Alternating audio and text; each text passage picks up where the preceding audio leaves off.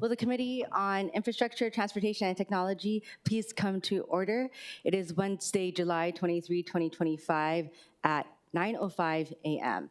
I would like to welcome our Committee Vice Chair Okimoto as well as Member Dos Santos Tam, and members Tupola and Wire are excused.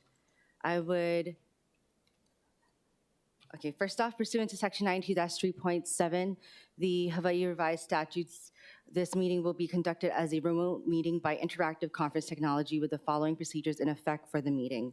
Members of the public will be allowed to provide oral testimony on all items on the agenda via two ways, remotely and in person in the council chamber. Remote and in-person testimony will be allowed when the agenda item is taken up.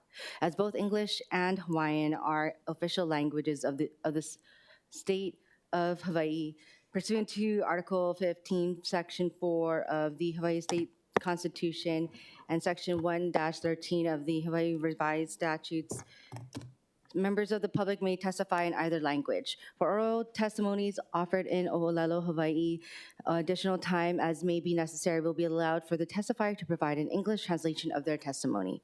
Before testifying, each person shall state their name, and each speaker may not have anyone else read their statement and is limited to a 1-minute presentation on each item. All persons who have registered to testify remotely by video conference or phone may be called upon first. When your name is called, please monitor your screen and activate your audio feed when prompted. I will then give persons who have not registered an opportunity to offer testimony.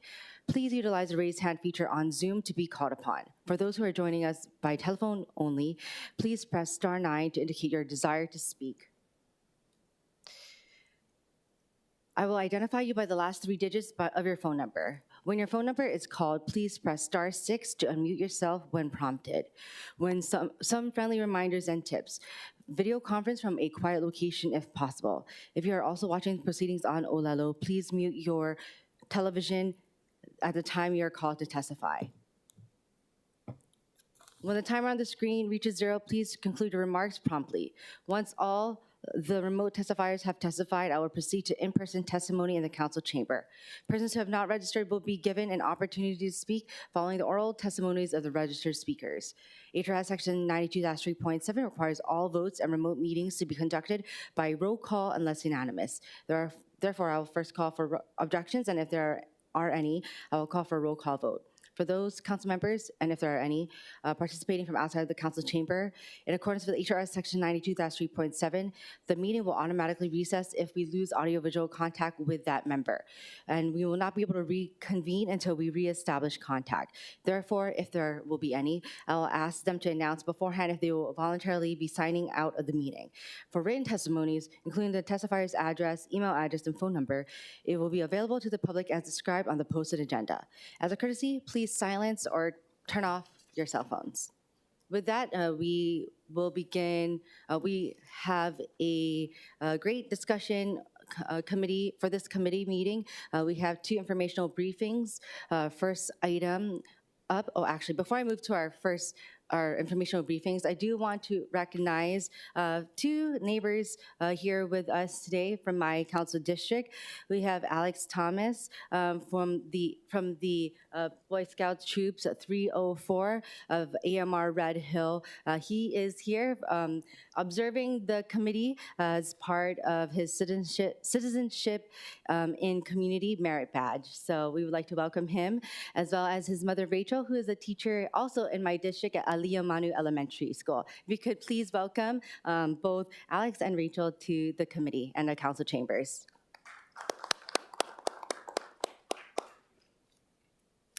Okay, next we would like to start our informational briefing with the presentation on the Hawaii Department of Transportation Draft Energy Security and Waste Reduction Plan.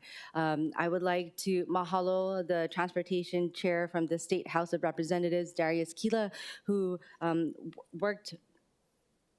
discussed this with me, as there is a public education and outreach that is going to be on July 31st.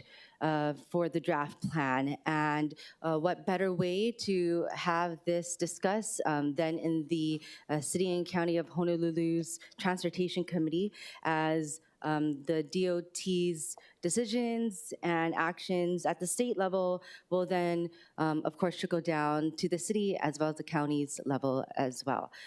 With that, joining us remotely by video conference is Laura Kaakua, Energy Security and Outreach Manager, and Genevieve Sullivan, Resilience Coordinator for the State Department of Transportation Office of Energy Security and Community Outreach. That is a mouthful of an office, and they will be providing a brief presentation for your information for the public as well as for those who wish to view it online.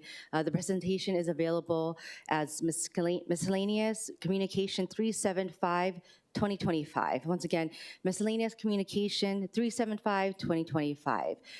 Once again, with us from HDOT, we have Lara Kaakua as well as Genevieve Sullivan. I don't know who will be going first or setting up the presentation online, but I would like to hand the floor over to either Laura or Genevieve. Thank you so much, Chair Cordero. We appreciate the opportunity to be before all of you, and we appreciate Representative Keela making the connection. And we'll go over the timeline, but just right off the bat, in correspondence with Representative Keela and members of the House Transportation Committee, we actually just decided to extend the public comment period to have more of these important conversations. So it's now extended to the end of August, and we'll cover that in the timeline.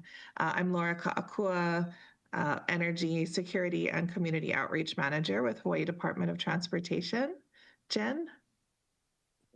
Yeah. Aloha, I'm Genevieve Hilliard-Sullivan. I am the Resilience Coordinator and a Project Manager in our new Office of Energy Security and Waste Reduction. Thanks for having us. And we do have a PowerPoint presentation, so I'll gear that up right now.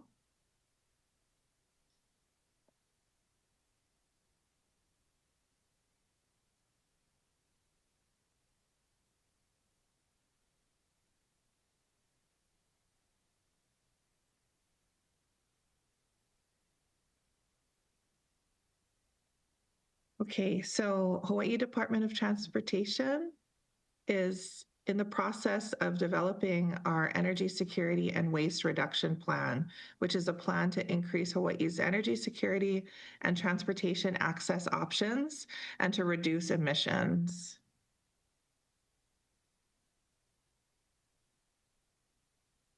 I apologize, there seems to be a little bit of a delay here.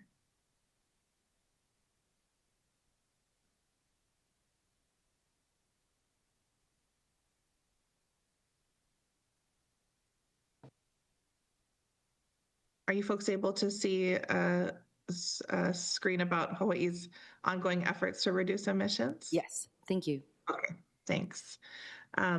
So there's been a lot of work that Hawaii has done, the city included, all of the counties, many state agencies, and members of the public have taken it upon themselves to reduce our emissions. So that's been in solar installation. Hawaii is a leader in rooftop solar.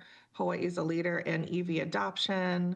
We've had new bike paths open, new EV charging stations installed, and some really exciting projects in the works, such as the planned renewable diesel that should be available by the end of this year, as well as biofuels that the industry has been working on for many years within Hawaii.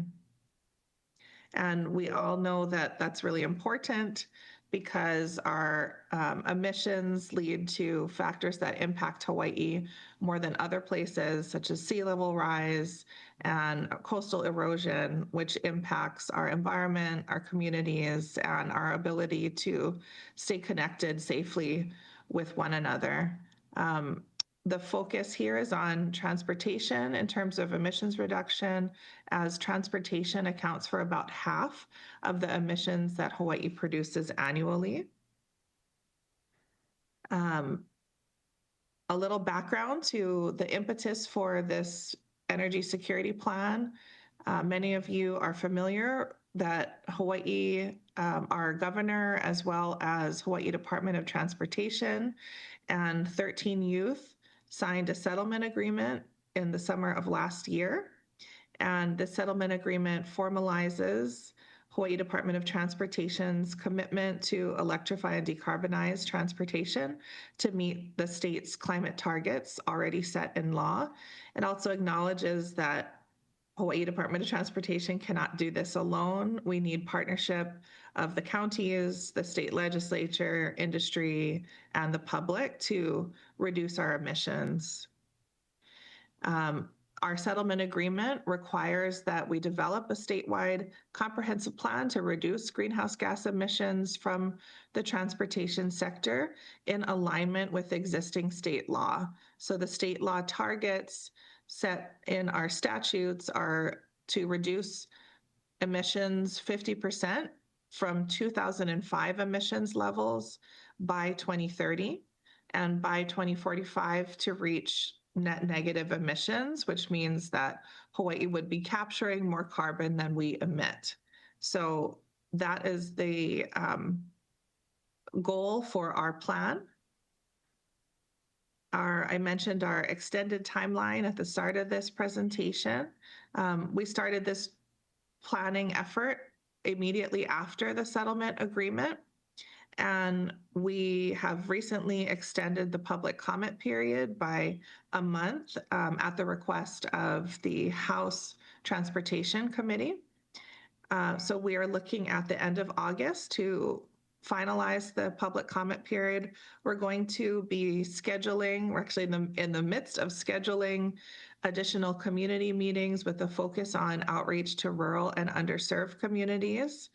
And those meetings will likely happen in mid to late August. And then we'll take about 6 weeks to incorporate people's feedback and publish our final plan in mid-October. And this is not a one-time plan. We will be revising this plan actually annually for the first 5 years. And so this is a continued conversation with many stakeholders, the public and the legislature. We have 3 pillars of our plan, not only emissions reduction, but also energy security. So locally powered transportation for national security, for economic prosperity, and just island practicality. We need to be sure that we have electricity to power our lives and our transportation system. The third pillar of our plan is affordability. So planning for a Hawaii where current and future generations of Kama'aina can afford to remain and thrive.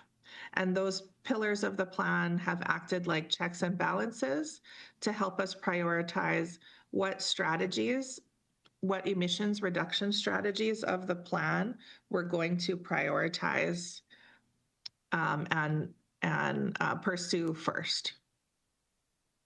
And so this graph here shows at the top a dotted orange line, and that is our predicted status quo emissions if we keep doing the good work that Hawaii has already been doing to reduce emissions. So we don't see an increase, but we also don't see the massive drop that we would need in emissions in order to meet state law mandates. And so we know that we need to keep doing all the things that we have been doing as a state, and we need to add additional more aggressive strategies to reduce emissions and keep our environment and community healthy. So this is all of our modes of transportation combined into one graph. So marine, aviation, as well as ground transportation. And we can tell here that each, the largest impact block will be from clean fuel strategies. So introduction, replacing fossil fuel with these clean fuels, especially important in aviation and marine, although also used in ground transportation. The next block down in blue is electrification strategies, followed by fuel demand strategies, such as alternative modes of transportation. And the wedge is small, but we know that there's a lot of co-benefits to multimodal transportation. And then that last block there helps to fill a gap between the state law mandates at 2030 and 2045 and the predicted emissions. So that last block is for carbon removals and sequestration through activities such as native reforestation and coastal wetland restoration that actually capture carbon within the wetlands or within the forest. And so this is a slide summarizing priority actions across all modes. These are key things that we know will lead to many other opportunities to reduce emissions. The first is implementing the right legislative low carbon fuel framework for Hawaii. So likely a system of incentives and disincentives for different fuel usage based on a blend of different levels of carbon. The second is increasing use of EVs and equipment, electric equipment, through infrastructure incentives and also communications, investing immediately in native reforestation and carbon sequestration methods, and then integrating at the very start of every project decarbonization goals so that we're planning for ways that a needed project could also have a co-benefit of reducing emissions. And I will go, we're going to spend more time on ground transportation as relevant to the city, but I will just mention here before we go into ground that we have the top 3 strategies for aviation is the wide adoption of sustainable aviation fuel. We're hearing from the industry that in order to there is a limited supply of sustainable aviation fuel in the nation, and for Hawaii to be able to compete for that supply, there is a need for tax credits. And so that's something that has been coming up at the state legislature for some years, and we expect it to come up again. The next would be ramp efficiency. Just having less planes idling on the tarmac and better scheduling. So things that are within our control that we can do in partnership with the airlines, and then electrification of air, field, and ground support for the airplanes. For marine, there's 3 top strategies. The first is regulations to limit cruise activity. So less cruise calls, less times that the cruise ships are allowed to call to port in Hawaii. Switching to renewable diesel and natural gas in the short term. And as even cleaner blends and cleaner fuels are made available to Hawaii, continuing that transition to those cleaner fuels for the long term, such as e-methanol, ammonia, and hydrogen. And we'll go now into our ground transportation strategies, which is largely electric vehicles, also expanded transportation choices, of which the city is very much a partner. And then third, using low carbon fuels for heavy duty trucks, where it just doesn't financially make sense to go electric at this time, as those vehicles are much more expensive. So for electrification, we have some large goals of reaching 81% of new light duty vehicles sold being electric. So, and then that would happen by 2030. A lot of this is incentives in the strategies, not taking people's cars away from them, but just incentivizing those who are wanting a new car, giving them incentives to choose electric. And then by 2035, a goal to have all new light duty vehicles be electric. And then by 2035 to have battery electric vehicles represent 100% of light duty vehicle sales. And so the strategies that would support reaching those benchmarks are building out our infrastructure for public EV charging. We know not everyone has a single family home and the resources to put solar and do charging on their own. So public EV charging is an infrastructure need for many people. The second is enacting financial incentives for EV purchases, promoting incentive programs for those who have fossil fuel vehicles and want to turn them in and choose an electric vehicle. Actually coming very strong from the county departments in our consultation in drafting this plan was a push for EV battery recycling and disposal system. We heard loud and clear from your folks at the county that are involved in the back end of the system that we should not be pushing strongly for EVs without a solution on how we're going to handle the battery recycling. And that's something that I think right now, no one has the absolute solution for, but there's a commitment in this plan to come together and figure that out and make sure that it's timed correctly before all of these pushes happen. Working with our rental car fleets at the airports, because we know a lot of the secondhand market comes from the rental car fleet. So if they can convert to EVs, then those will trickle down into our system of folks that are looking to buy cars secondhand. A possible preferential rate for EV registration, supporting a sales tax exemption for EVs, and then working together collaboratively, the state and all counties, on electrifying all of our own transit fleets and light duty fleets. And just, I guess, a highlight, Hawaii Department of Transportation is still moving forward with our public charging infrastructure.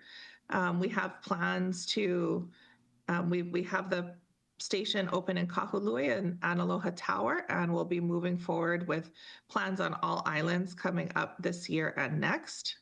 That this is an identified gap. We do need support and have been receiving, but need even more support from the private sector to invest in additional public EV charging infrastructure.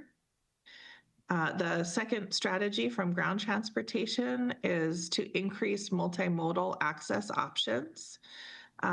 Really the top strategy that we have been working closely with your DTS and transit agency is planning out our 5-year priority multimodal network, which will fill critical gaps along the state highway system and support the connections of all the counties. So that's a project, a strategy coming from this plan, but moving on parallel tracks. And we hope to have that ready at the end of this summer for public feedback. And then continual improvements to the bicycle and pedestrian projects and network after that 5 years, transit expansion, and other strategies such as ride sharing, and a big push coming from the youth voices is to figure out a financial mechanism to support free youth transit access. A highlight here is our 5-year priority multimodal network, which is being done in partnership with the counties, or being planned at this time in partnership with the counties. And this will not be a long plan like our energy security plan. It will be an interactive online GIS map where the public can see all of the projects and the status of them as they continue on over the next 5 years. Another strategy for ground transportation is clean fuels. We would like to see a slight increase in transitioning freight vehicles by 2030, and then by 2045, reaching 100% of clean freight vehicles are using clean fuels, and much of that is to be generated locally. So we need to expand infrastructure for clean fuel access. HDOT's committed to being a leader, as well as continuing to share our contract for transition to electric vehicles and fuels, and then working together with all the counties to transition, especially for the medium and heavy duty vehicles that may not make sense to transition to EVs, making sure that there is access to clean fuels to support our county and state fleets for those medium and heavy duty vehicles. And I'm going to pause there and see if there's any questions. Laura, I think you can keep going until, and then we'll do a whole discussion after your. Okay. Thank you. Okay, sure. So the rest of, I guess I'll mention a little bit more about our clean fuels. So our plan does identify the types of fuels that have lower carbon emissions. And for ground transportation, you can see the numbers here for biodiesel, renewable diesel, ethanol, and these are all in I guess in estimated form right now. And as cleaner fuels come online, this will keep revising on an annual basis within our plan. The rest of my slides are for maritime and aviation. And so, yeah, would you like me to go into this, or I'm also happy to just stop sharing screen and welcome questions. Okay, maybe if you could just highlight maybe the public education and outreach as next steps again at the end of your presentation. Sure. I think second to the last slide.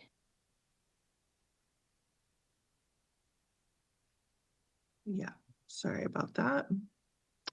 Well, I guess I will just mention while we're here, for us to look out for next year, we are looking at putting many of these strategies that require legislative action together in a clean transportation package.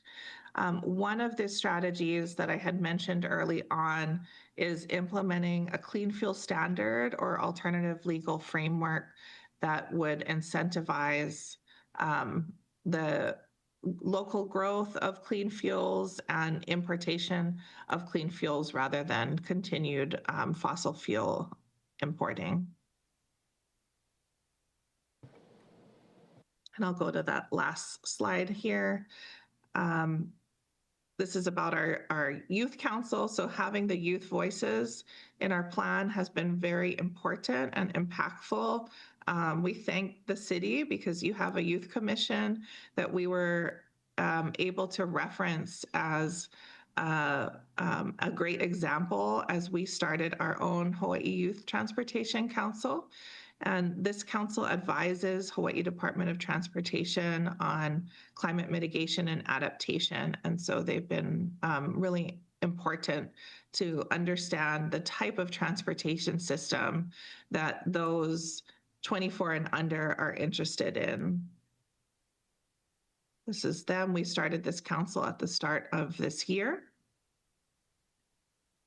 And so our public education and outreach, this QR code on the screen will take you to our Energy Security Plan website that has the Energy Security Plan available to view. It also has an online form that you may submit comments in, and it has links to all of our public meetings. We have 2 public meetings coming up on the 27th, which is a Sunday in the afternoon, and then also on the 28th, which is a Monday in the evening. And there are links to register at that QR code. And like I mentioned at the start, this slide hasn't been updated because we just made that decision to extend yesterday. But we have, in conversation with the House Transportation Committee, we've agreed to extend our public outreach deadline until August 31st. And our final plan will likely be published by October 15th. Yeah, thank you so much. Jen and I welcome questions. Thank you, Laura, and thank you, Jen or Genevieve as well. I want to open it up for discussion before we move to testimony. Are there first initial questions before we move to testimony? Okay, before that, I would also like to welcome Committee Member Wire as well. So we have Councilmember DeSantis Tam. Thank you, Laura, for the very detailed presentation. I really appreciated that. I wanted to ask how the prospective county road usage charge would fit into this strategy, especially given that we are trying to reduce fuel use and vehicle miles traveled. Sure, I can give a high-level answer and see if Jen has any details that you want to fill in, Jen. The High Rock or Hawaii road usage charge is anticipating this, this future that we're working to create, where most of our vehicles are electric and those that are not are fueled by cleaner fuels. And so it's a step in anticipation of many of the strategies of our plan, to make sure that we aren't that we're still able to support the regular maintenance of our roads with less of our gas tax, with less monies coming from our gas tax as people do continue to shift over to electric vehicles. So although it does place a fee for electric vehicle owners, we do see it as in alignment with the direction that this plan is going into. Jen, anything you wanted to add? No, I think that covers it. As part of this plan, we didn't look at any changes to the high rep to the road usage charge. That's really sort of a revenue neutral replacement of the gas tax. So something that is mentioned as a potential strategy was congestion pricing, which is something that was done in New York. But in terms of the high rec program, there's no changes that are presented in our plan. Thank you. Members, any other questions before I have a question? Okay, we can go back to discussion after I ask a few questions and then testimony. Okay, so I have a few questions. First off,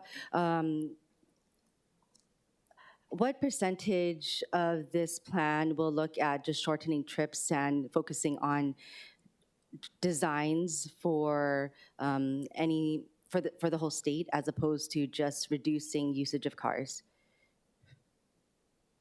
Like shortening trips or designing for or suggesting any recommendations for land use changes to allow for those shorter trips?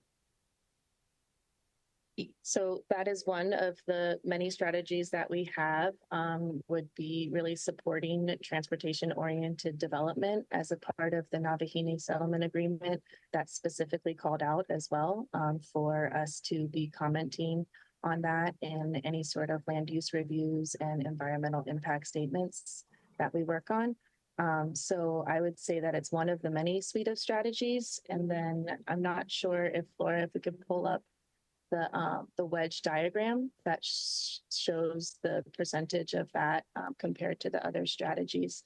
The wedge diagrams, that was really that was the real technical part of this plan, right? Was to take all of these different strategies and do the calculations to really put a methodology together of, if we were to do these kind of fuel demand reduction strategies, electrification strategies, what that would look like to get to that net negative by 2045. So for this one, the fuel demand strategies, which is the pink portion of the wedge diagram, shows the percentage of that with the major the major strategy would be the clean fuel strategies. Okay, and I do want to note that because you have mentioned that clean fuel as well as just land in general and amount of space is finite here on across the islands, so limited supply and resources. And I just figured that if we could design instead of like try to pull for more resources for clean fuel and energy. I mean, both at the same time makes sense, but having a higher focus on just better road designs, better city designs, or better state infrastructure as well would be at a higher focus because of continuous and continuous limited supply and resources, especially with where we are located in the Pacific, right? So that's just my 2 cents for that. I also have a question with new plans being done, such as this draft energy security and waste reduction plan. We've seen through different administrations at the city and state and other county levels that whenever new administrations come in or department heads are there, that their plans and goals are often not being met with subsequent actions, or not just policy actions, but actions at the department levels.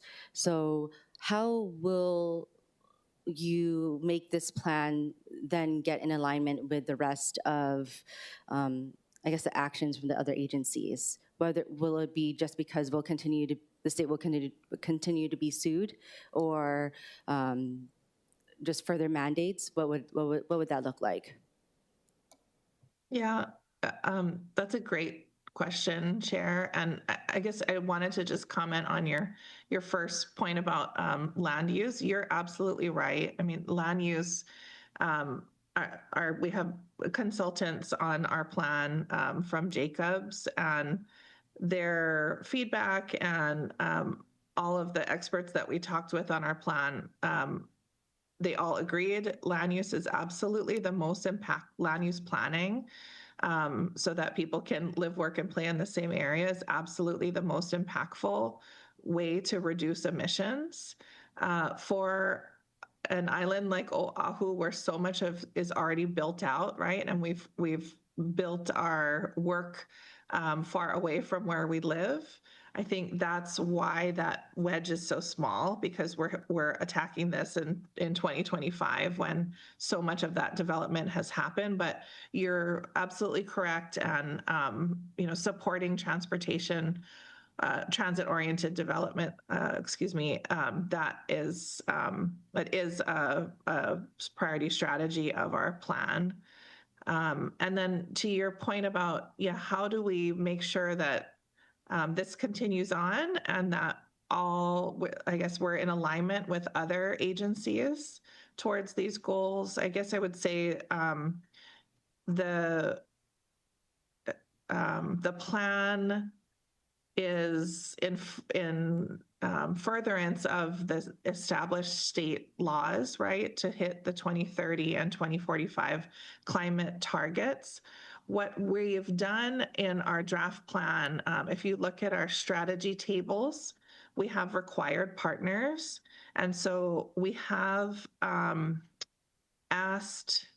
started to ask, I will say, some county and state agencies that have a big role to play in these strategies, if they would write themselves into our plan and explain in our plan what their role is, because it is a system, right? HDOT cannot operate these changes on our own.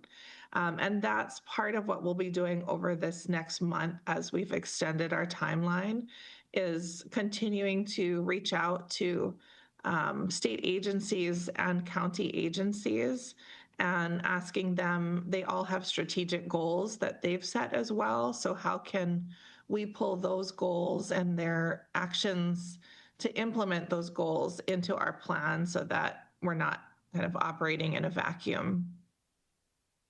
Thank you. So we'll continue with discussion after we go to testimony.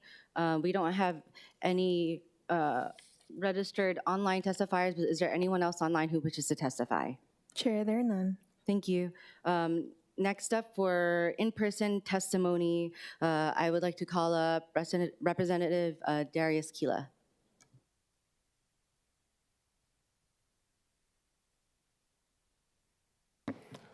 Morning, Chair. Morning, Council members. Thank you so much for having us today to talk about this. And I am very happy to share that, yes, as of yesterday, the state DOT has extended the public comment period. But largely, I think it's due to, in fact, when you look and just try to digest 200 pages of this proposal is not just a proposal. It'll eventually be our guiding policy document. And I'm trying to digest it from a perspective, both as a state legislator, but also as a person that is born and raised on the west side of Oahu that experiences every impact of transportation, both good and bad, and trying to find a way forward that doesn't leave folks behind. So as Laura folks have shared, this is largely due into response by some of the direction of the legal challenges that was brought forth by the state DOT. And going back to when the state adopted a lot of these energy goals was back in 2015. I think it predates all of our time in office. And let me also just be clear though, I think that there is a reality where two of these things can exist. And that's also been my whole position, is that we can make amazing strides towards decarbonization and working to be a greener and cleaner Hawaii. But the greener and cleaner Hawaii that I want us to lead also does not include leaving folks behind that are still trying to catch up. Because my whole mantra and talking points about these things is that when you have green, it's easy to go green, but when you don't have green, you cannot go green. A lot of these technologies have been so beneficial to the folks who've had the money to front the upfront money to adopt these systems, but there are still people that are still trying to catch up. I think the state has made amazing progress towards our GEMS program, which allows now the renters to be a part of the opportunity to get rooftop solar, but we have yet to still see that benefit play out too. And what you're gonna start to see, especially in West Oahu where the grids that I have, these microgrids are tapped out, meaning that if you are in an area where our rooftop solar can no longer handle the capacity based on the microgrid, you are kind of out of luck. And that's where I'm going to. If you had the money up front to adopt these policies, they work for you, but the people who have not aren't able to. So I kind of want to go through what the plan proposes and some of the larger concerns of the conversations I'm having. When we talk about cost, the plan is proposing the switch of a traditional diesel to renewable diesel for maritime shipping. It is far more expensive, it is less powerful, and we do not have the availability for a large-scale impact and deliverables for our state. The carriers would then have to purchase more fuel and also retrofit vehicles to comply. These companies will gladly comply because oftentimes our industries and partners pass these costs off to consumers. When we talk about electrification, it is $8 million per amp volt in the rough estimate for electrifying port terminals without a full load study to tell us what each island needs.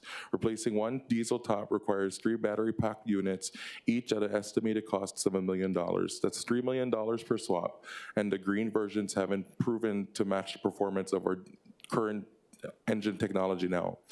The plan also proposes a new cost and fee, including a fuel conversion, the port upgrades, EV infrastructure, increased rental car surcharges, and a proposal of congestion pricing in urban zones, which ultimately, again, as Laura has shared, this works if you are able to live and work where you play, but folks do not have the opportunity to afford to work and own a home in downtown Honolulu, and these are the kind of ideas that I think in concept would hurt our rural travelers the most, who are coming from our working class communities.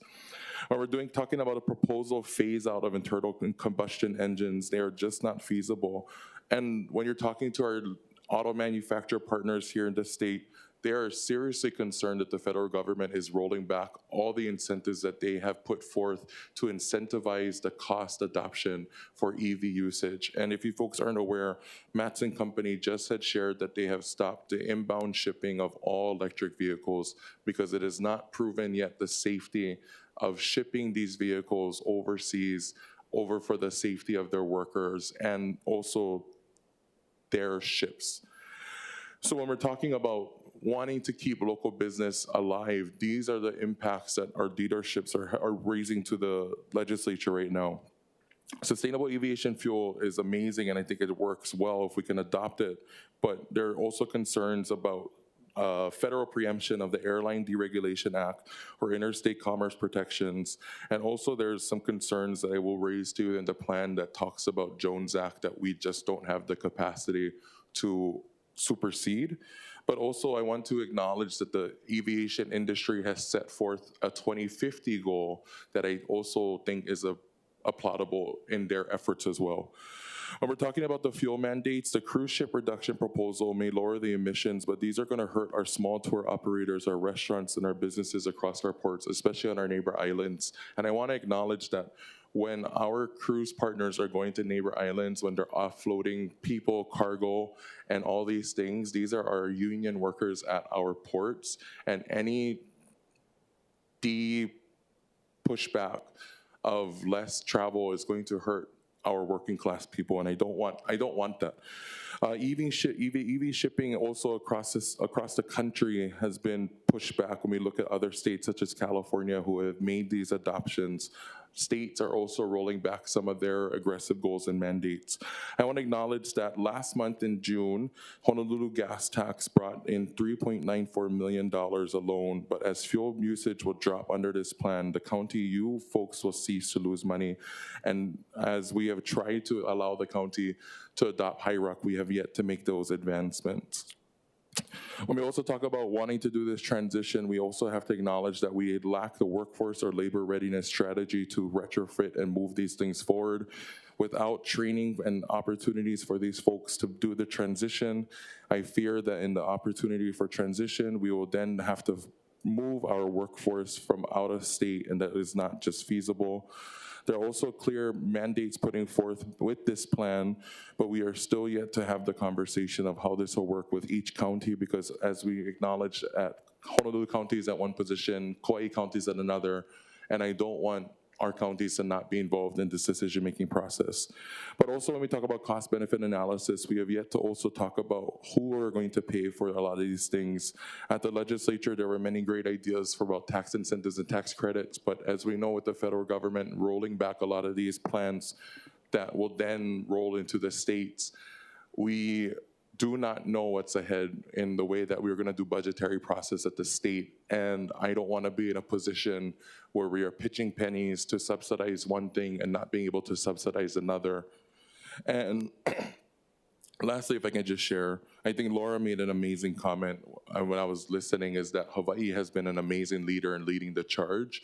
But if we're leading the charge and people are still left behind, that's not progress at all.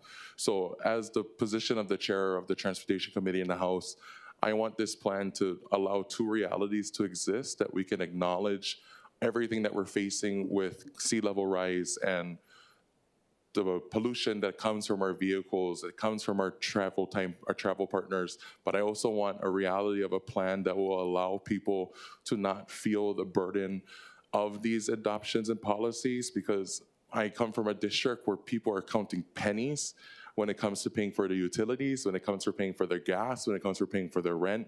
And there is a reality where Hawaii residents, that every penny that increases their cost of living is more pushing to the reality of should they stay in Hawaii or not.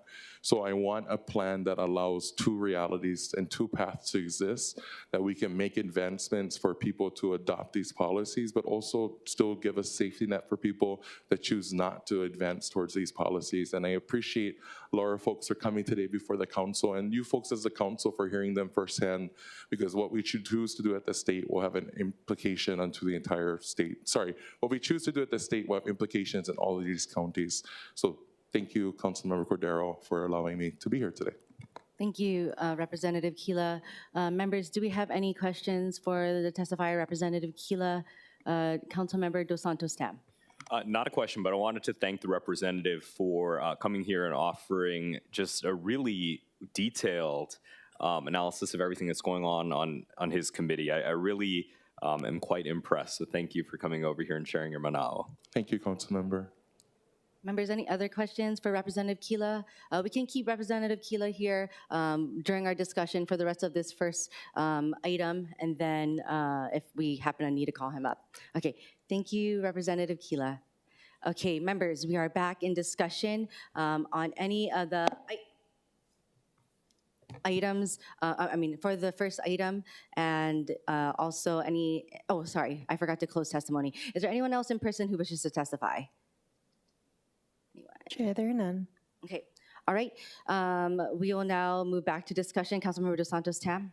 Thank you, Chair. I want to, again, appreciate Rep. Keela's framework and something that he said at the very end of his comments, which is about our fuel tax and about, pinching pennies and increasing the cost of living and making it very difficult for people who do live here. The reality is that our fuel tax has not been increased since 1989, the 16.5 cents per gallon that the county of Honolulu gets. I think because the fuel tax hasn't been increased since 1989, those rates may be older than you, Chair. And so we find ourselves in a position based on everything that Laura mentioned of vehicles becoming more efficient and vehicle miles traveled coming down, and those being our goals. And that actually is going to have a secondary effect. While we have a very notable goal of trying to reduce mileage, reduce vehicle miles traveled, make our greenhouse gas emissions go down, that means that our fuel tax revenues are going to go down, and they're already going down. In 2019, our fuel tax to the county brought in about $51.5 million. For next year, that's going to be $43.3 million. That's an $8 million difference just in the span of a few years, and it's going to go down every single year thereafter. Again, because of more efficiency, fewer vehicle miles traveled. Again, that means less fuel tax revenue for us. And I think to Rep. Keela's point about not wanting to necessarily touch the rates because we don't want to squeeze people, because these rates are going to go down, we're going to have to find other ways to make up that revenue. And so the question is, do we put it on the users, the people who are driving, the people who are consuming gasoline and diesel and other things, or do we do things like property tax revenue, which affects everybody, including non-drivers? And these are kind of questions that we're going to have to decide on. And they're very tricky questions. And I think we're going to have some political courage, because if we don't deal with this, we're going to continue to see our fuel revenues go down millions of dollars a year. And so that's the first comment that I'd like to make. I think the second one is within our fuel tax structure itself. I will note that there are a few inequities perhaps between us and the other islands, and that's something that I think we should also look at. The state gives us the authority by ordinance to set our fuel tax rates, and so for example, Maui has a different rate for biodiesel blends than overall biodiesel. Hawaii Island has a separate category. They're the only county that charges for something called naphtha, which is a specific type of fuel. And Honolulu, among the 4 counties, has the lowest per gallon rate on ethanol, methanol, CNG, and LNG. And these are 4 types of cleaner fuels, but we have the lowest rate. And so the question is, do we want to match the other counties? Does that bring in more revenue? Does that let us bring in revenue so we can do all these other projects? Or if we're not bringing revenue this way, how do we pay for them in a way that's fair and equitable for everybody, whether you use a car or not? So I put that out for discussion. I want to appreciate your bringing the committee together to hear this. It's a really, really important conversation. Thank you. Members, any other further discussion or even questions for the presenter or Representative Keela?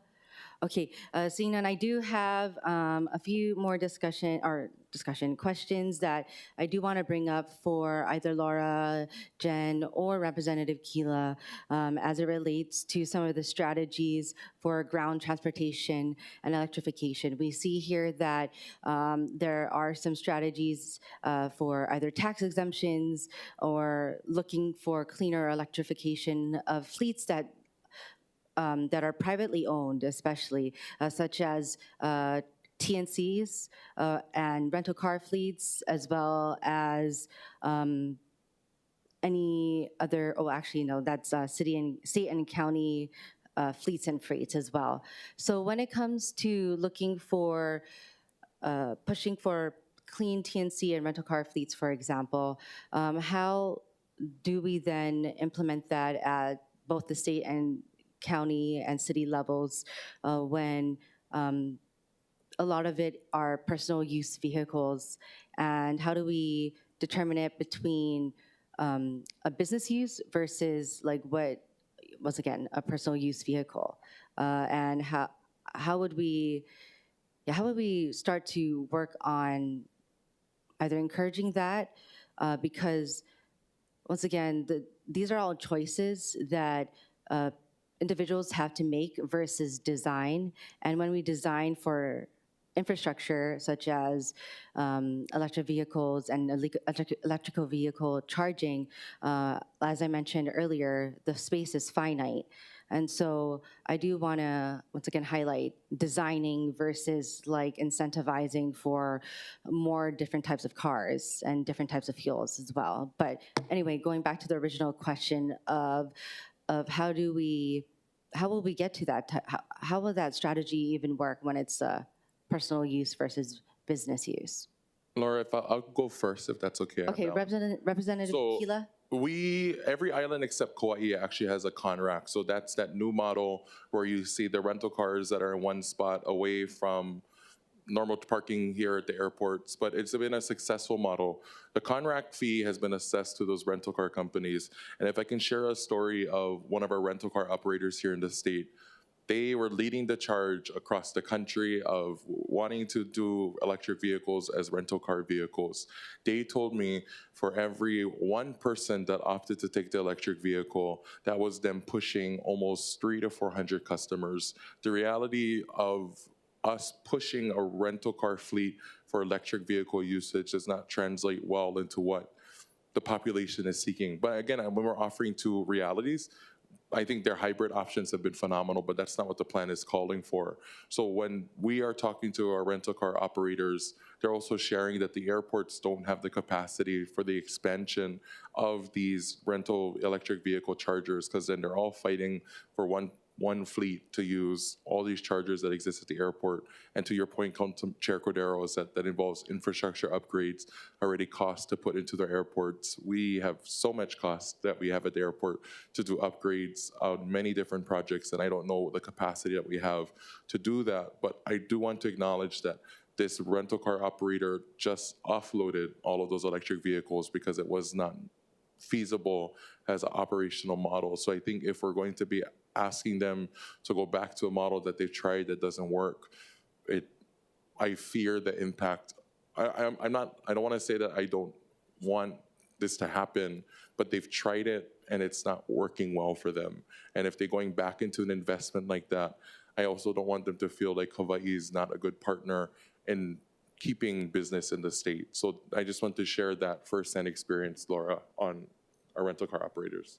So Representative Kila, before we move to Laura or Jen about that, now that you have identified any gaps like that, whether it be for operators or even for personal uses, are you looking at possible legislation that may help either fill those gaps or, I guess, meet people in the middle? So I think at the state level, we've tried to incentivize usage, and it's never happened because we've had our big partner at the federal government to do so. But if we're looking at the incentivization, and when we're talking about incentivizing, it does mean it's a subsidy, and it does mean the taxpayer would have to front it in some way or another. And I would be too soon to say on a fiscal oversight and analysis of what's to come. I could tell you I don't know if that money exists for us to subsidize the use. And I think in any other world that we were living in, I think this would be a possibility for adoption, no questions asked. But we as policymakers would be remiss to not talk about the direction that the federal government is heading. And I think these are important conversations to have, but when we're looking at folks who are just trying to get across the table, it is not looking for an incentivized use for their EV. It's trying to make sure that they still have medical insurance. It's that making sure that their access to government assistance is still there. And obviously, we have a 1-year setback that the federal government did pull for us. But if we know these cuts are coming in the next year, when we start to look at our budgets for the next biennium, I don't know if these I don't know if we have the capacity. And I don't want it to sound like I'm fear mongering either, but we would be remiss as policymakers to not acknowledge that reality of how it's going to affect everything we're trying to do. So to your long story short, I don't have a policy directive right now that would help the consumer and also help the operator.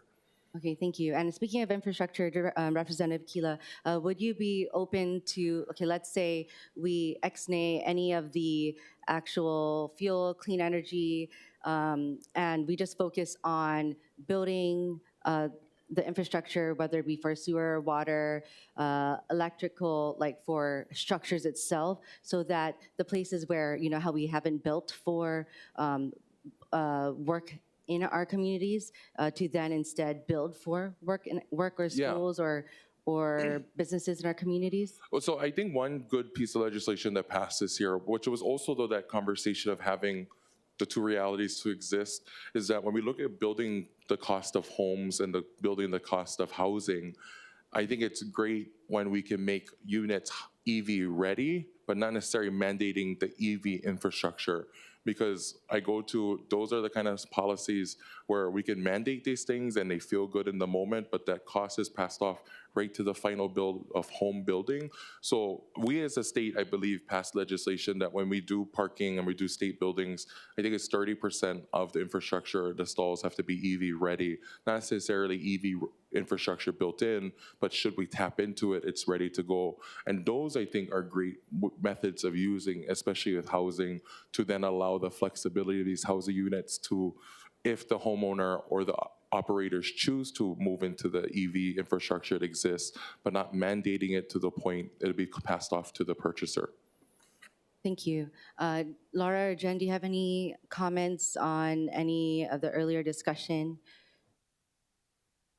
Sure. Yeah, thanks for the question, and thanks, Representative Kila, for all of your great points. I think for, I guess I'll just answer, there's like three things that we need to support the rental car companies, and Representative Kila touched on some of them, including the first, which is infrastructure. So we don't want to point we don't want to call for all of the rental car companies to switch to EVs without understanding and providing for the infrastructure that they need. And at least for Oahu, for Honolulu, Daniel K. Inouye International Airport, we don't have the grid modernization yet to support installation of more electrical vehicle charging ports. And so we are open to alternative scenarios, right? Maybe it's a nearby offsite charging facility that would support the rental car companies as well as the public as sort of a charging hub. That's one idea that has come about through conversations that we've had recently with the rental car companies. The rental car companies have said, they're open to this EV or expanding their fleet with EVs if that's what the market is asking for. And so there's infrastructure that we would need to support for that push. There's education for renters and for rental car company staff to be able to direct the renters to where to go to charge. That's been direct feedback from the field. One of the problems is that people may want to rent EVs, especially the more conscientious travelers, but they're sometimes confused as to where they can actually, get a charge, drive out to the North Shore, make sure that they can get back to Waikiki or to their hotel. So that education piece is critical. And we have started a conversation with the rental car companies as well as with HECO about that.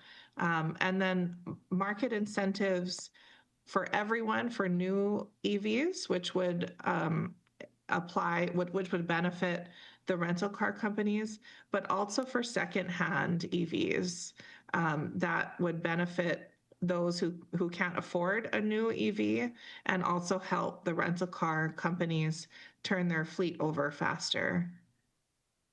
So yeah, we do need, we've identified the pieces and we need to keep working to make sure that they're put in place and that it's not going to be like a top-down mandated approach with the rental car companies, but really just listening to what their concerns are and trying to figure out if we can address the obstacles together so that we can get to a place where there is that market demand for the EVs and they're able to charge, and then we can move forward.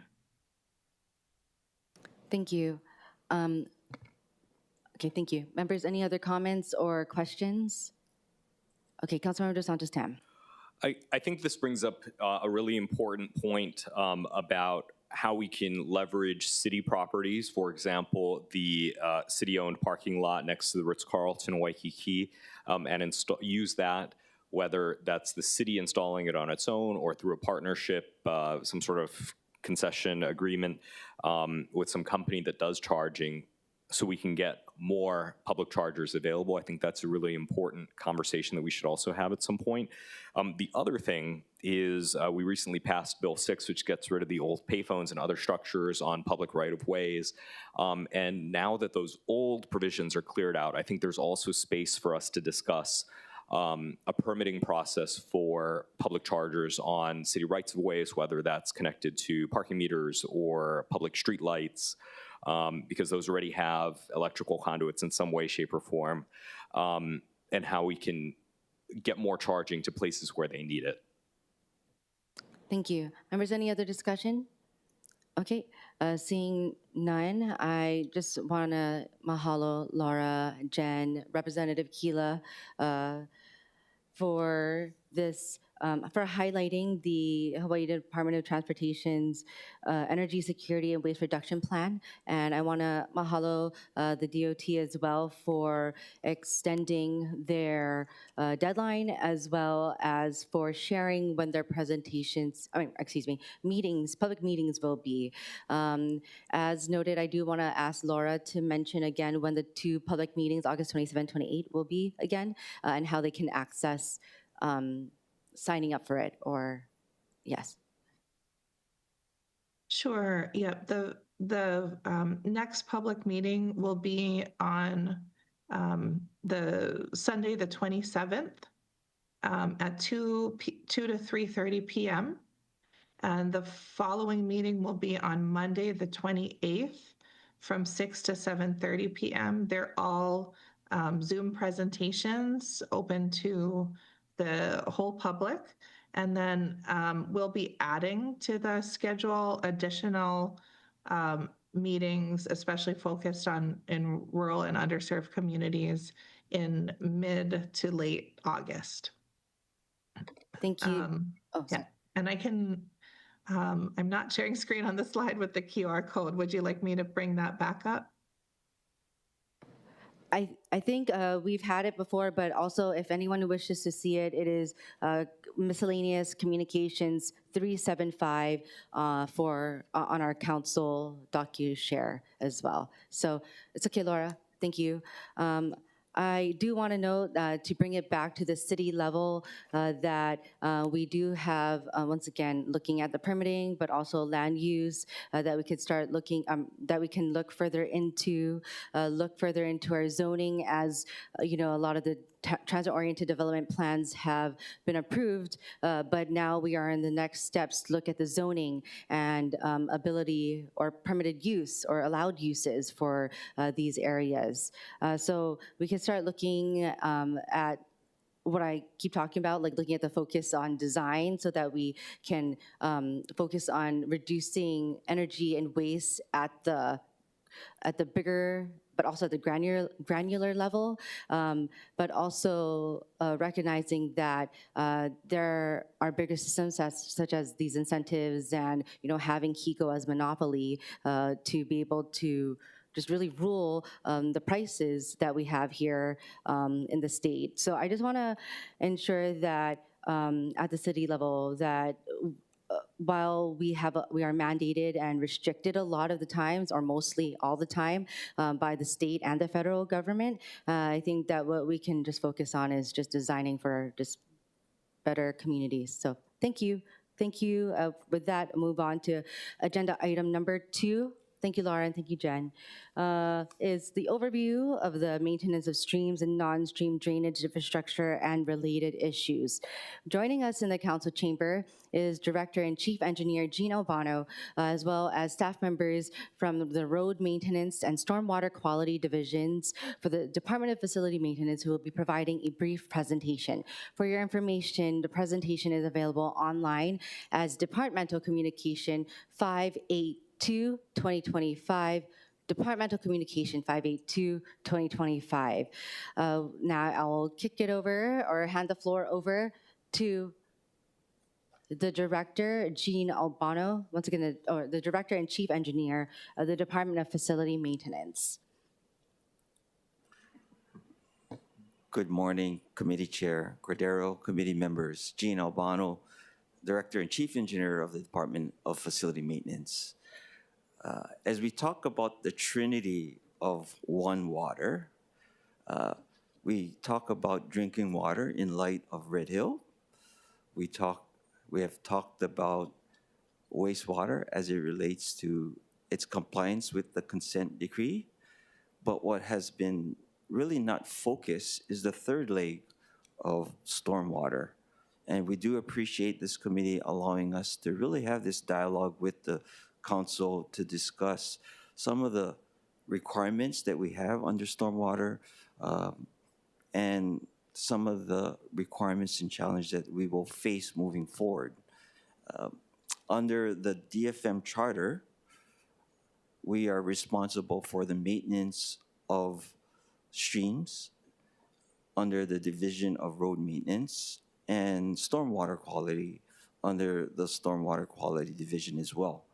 So we recognize how important streams are as it relates to the ecosystem and how we simply have to do our fair share when it comes to stewardship and environmental responsibility. And with that, I do want to introduce the team that will be presenting. I have Chief Sugihara with the Division of Road Maintenance, our drainage engineer, Thomas Takeuchi, and finally, our program administrator with the Stormwater Quality Division, Randall Wakamoto. And with that, I will turn it over to Chief Sugihara. Thank you.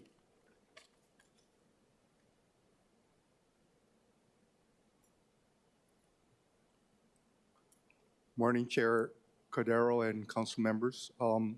So we're asked today to come forward and provide some information on the city stream maintenance program. And so basically our stream maintenance is performed on city streams, and we perform them either through a series of permits issued by the Army Corps of Engineers and the State Department of Health. And we also have those streams or ditches that don't need these types of permits. So the stream permitting itself is rather extensive. So we did utilize a engineering consultant to assist us with procuring those. These are currently have been extended. So we've actually gone beyond the 5-year life of the permit, but they're been administratively extended, so we're still able to perform work under the permit, while the Army Corps of Engineers is going through a update of their nationwide permit system. So initially our permits were individual permits, and so, but on this next go around, we'll be going to be under a nationwide permit system. So I'd like to bring up Thomas Takeuchi, who's been involved with the permitting system for the city.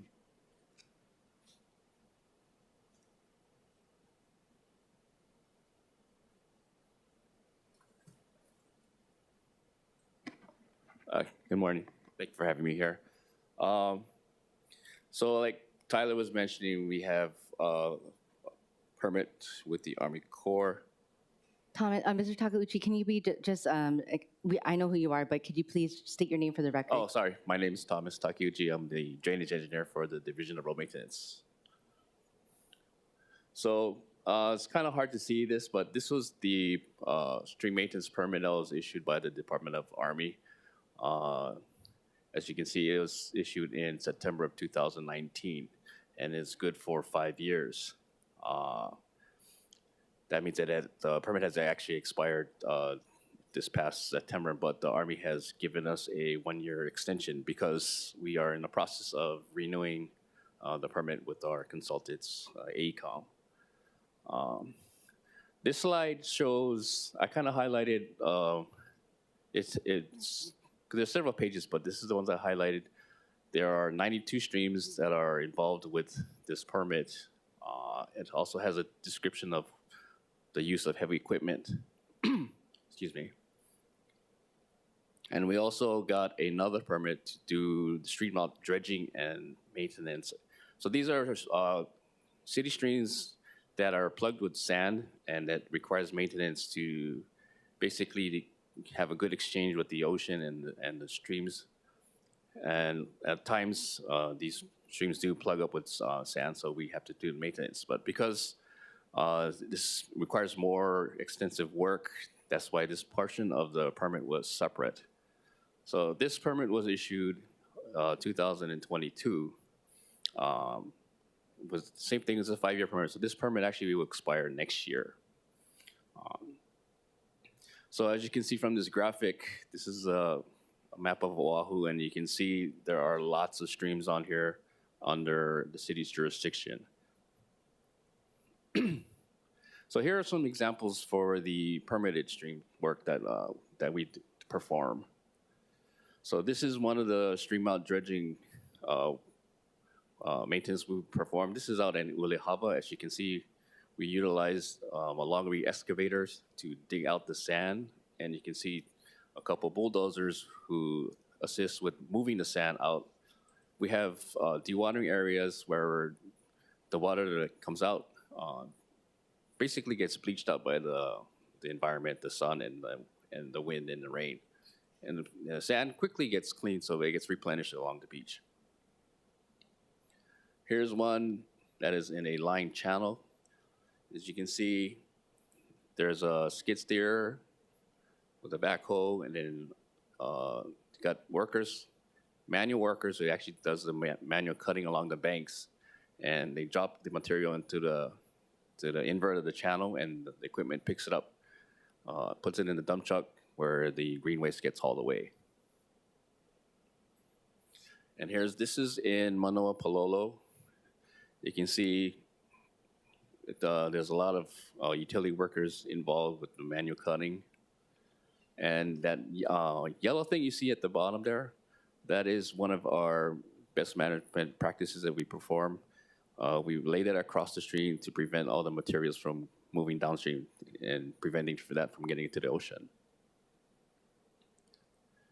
So from here, our director failed to mention, but our assistant chief for road division is Dustin Harbottle. He's going to take it over from here.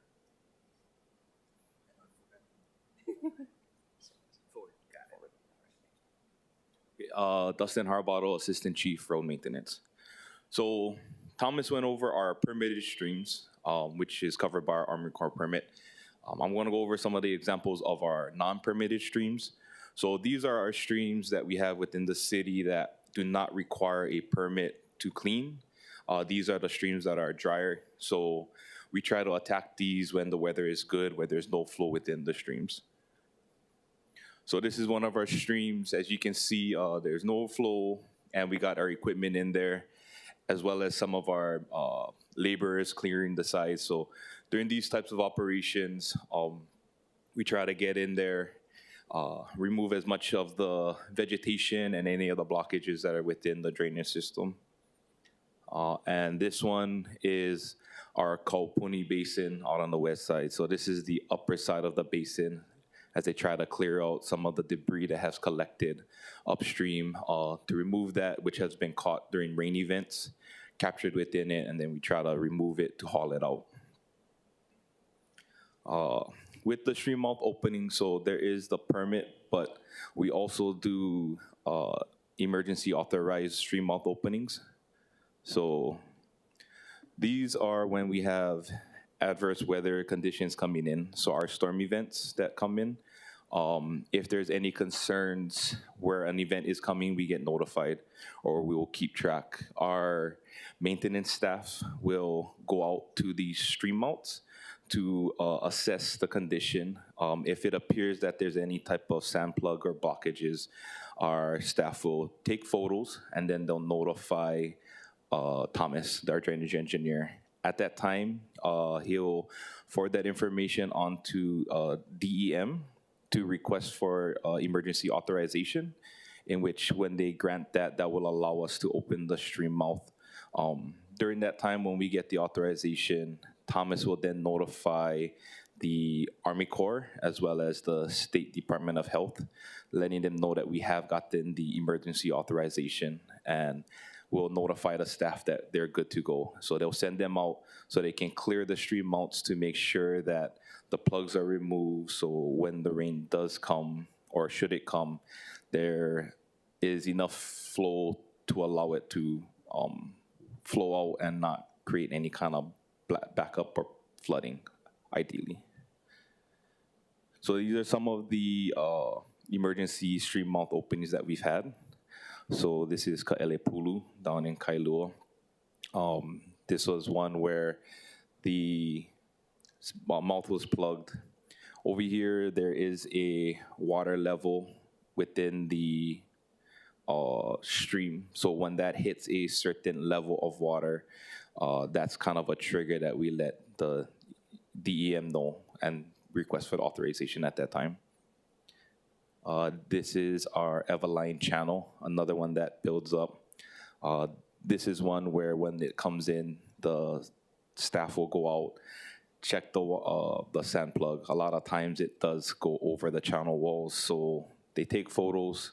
Once they get the authorization, they can send out crews to try to remove that plug in time. And then this is a stream mouth out at Pokai Bay. Same process, requesting authorization. Take the photos, send it to Thomas, request for authorization, and once we get the all clear, then we notify the Army Corps as well as the Department of Health. And then I'll pass it back to Gene. Thank you, Dustin, and my apologies for not introducing you earlier. So part of the department's issues are being able to access the streams, and as developments occur, some of our city easements that get access to these streams are then removed because of development. So we struggle at times to figure out other means to be able to get access to the streams. Next is the limited equipment and operator resources. As you could see from the examples, you saw one long reach operator, and we have been doing our best to use that one long reach excavator. We are hopeful to finally get the second long reach in November, and that will certainly then improve our ability to address maintenance much more quickly. In addition, because we don't have the right equipment, we could not invest in our staff to be able to get certified to operate these heavy equipment machinery. So it's like the cart ahead of the horse. We do need the equipment first, then invest in training. And therefore, we are making strides in getting the right equipment and then following it quickly thereafter to train our staff to be able to operate the appropriate equipment. Limited manpower. We have been able to reduce our vacancy, specifically with road division, by 5% over the last 2 years, and we are making better strides, hopefully this year, as we have invested in being able to get key positions filled, specifically our equipment and driver coordinator, in which we are now able to then get our staff certified, ready to operate the equipment. And lastly, being able to repair our equipment. We still struggle with global competition to get parts, and as we determine whether or not it's feasible to continue to try and replace obsolete equipment.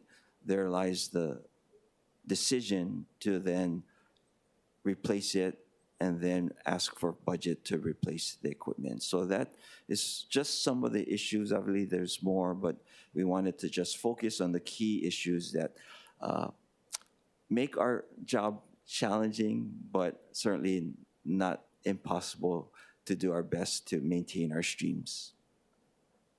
So we'll move on to stormwater quality, which is another aspect as it relates to compliance with the Clean Water Act. And so some of the environmental challenge that we face is aging infrastructure.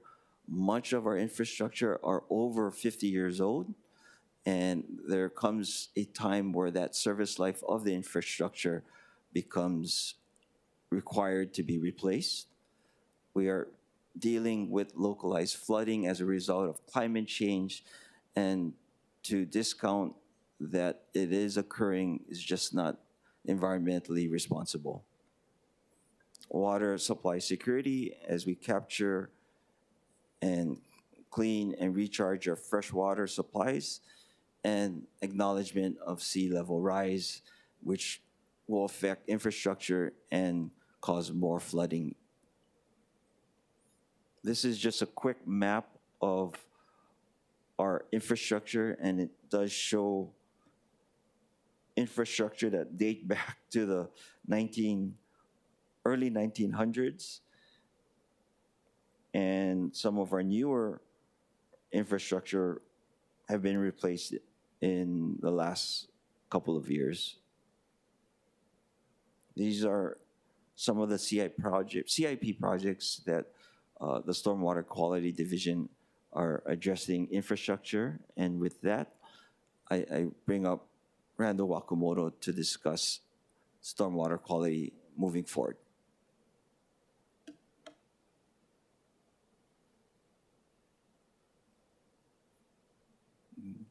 Morning, Chair Cordero, members of the committee. Randall Wakamoto, the program administrator for our Stormwater Quality Division under our Department of Facility Maintenance.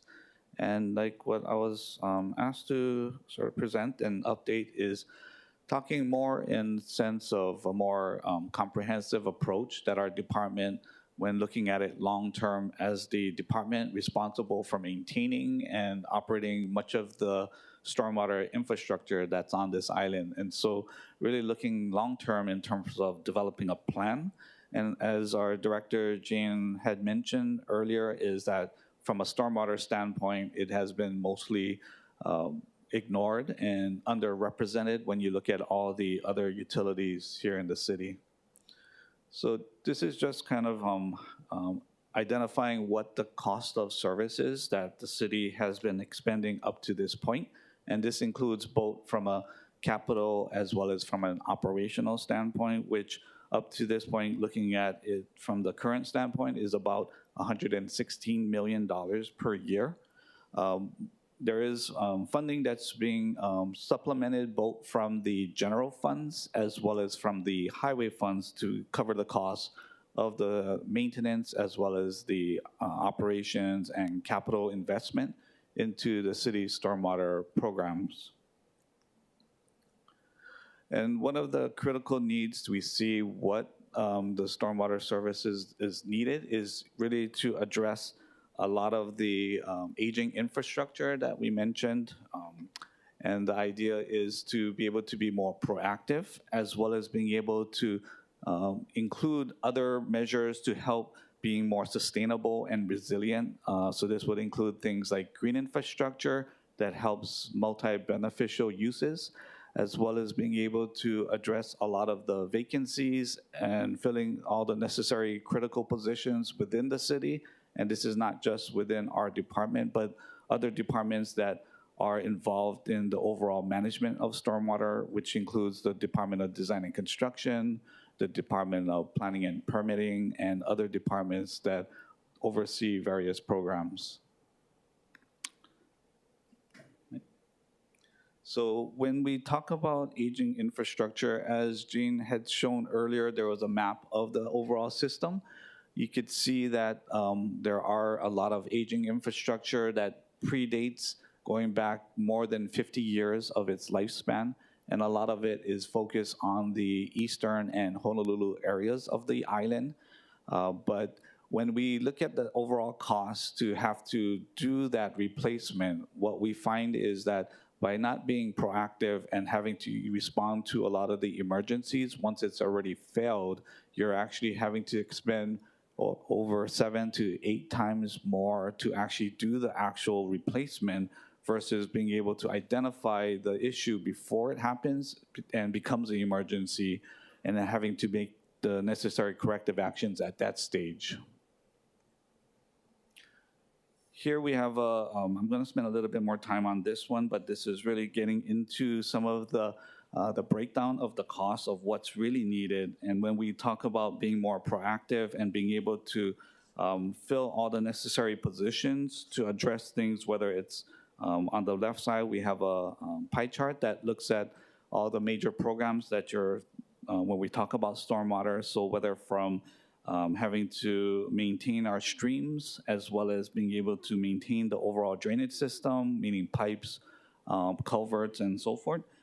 This also includes things like street sweeping, as well as being able to administer the city's stormwater program. So this is a breakdown, and you can see the majority of the costs really comes at a cost to comply with the regulatory permitted requirements, whether from the Department of Health, from EPA, with the U.S. Army Corps of Engineers, and that's essentially 35% of the overall cost of that program. In addition to that, looking at things like stream maintenance, which is about 8% of that overall cost, as well as having to implement things like green infrastructure, like I mentioned earlier. On the right-hand side, we have a bar chart that looks at what I mentioned earlier was the current cost of the services, which is estimated at 116 of what the city is spending currently to maintain and operate its overall stormwater system. But thinking in the future, and this is just only over a span of 2 years from this current fiscal year that just ended in 2025, is looking at it increasing upwards of 173 million on an annual average basis. And you can see that a significant investment needs to be put into the capital improvements, where almost roughly doubling that cost of services in order to supplement and being able to provide all the necessary projects that's going to be needed to address a lot of those emergencies, as well as being able to come up with a condition assessment of what we actually own and need to operate. So when you're looking at it from a strategic standpoint in terms of the overall planning of this, what the department did provide is started working on what is referred to as a strategic plan. So you can see it's over a period of looking at it over a 5-year, which needs to be updated on a 5-year cycle. And within that plan, we worked with a lot of our stakeholders and identified some of the key initiatives. And these are things that at a high level of what we need to address and include as part of that overall planning effort, which would be focused on enhanced water quality, flooding adaptation, timely and consistent asset renewal, financial accountability, community engagement, partnerships, equality, as well as workforce excellence. So this is what we identified, high-level goals as well as strategies within those 8 initiatives. From this, we are now in the process of trying to start the intent of developing that overall stormwater management plan.